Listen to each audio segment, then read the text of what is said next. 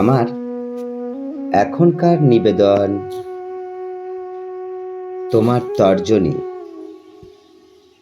ও আমার কম্পাস। কবি কিশোর মজুমদার। তোমার কাছে আমার একটা জিনিস রয়ে গেছে। তোমার কাছে আমার প্রিয় বিকেল রয়ে গেছে, যে বিকেলে আমি হাফ প্যান্টের খুশি ভরে রাখতাম। তোমার তর্জনী থেকে আমি খুলে নিতে চেয়েছি আমার কম্পাস। আমি খুব দ্রুত বড় হয়ে গিয়ে, খুব তাড়াহুড়ো করে জীবনকে সাজাতে গিয়ে সকল খুশিগুলোকে কবরে পাঠিয়েছি। কবরে মানে ইমারতের তলায় আমার স্বপ্ন, অর্থ, পরিশ্রম সব দিয়েছি। আজ খুশিগুলোকে পাইনি কংক্রিটের দেওয়ালে। কোথাও নিজেকে খুঁজে পাচ্ছি না আজ, কোথাও না।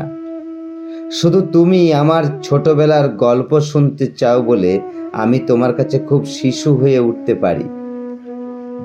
আমি আমার নির্জন ঘুঘুর দুপুর তোমাকে দেখাতে পারি। আমার গোল্লা ছুটের মাঠে তোমাকে নিয়ে যেতে পারি। তুমি তর্জনী তুলে আমাকে আমার বিকেল ফিরিয়ে নিতে চেয়েছ।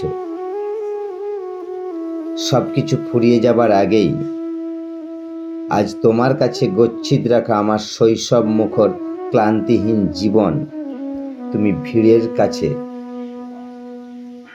ভোরকে বিকিয়ে দাওনি বলে আমি আমার শিশির সকাল তোমার কাছেই রেখে যাচ্ছি।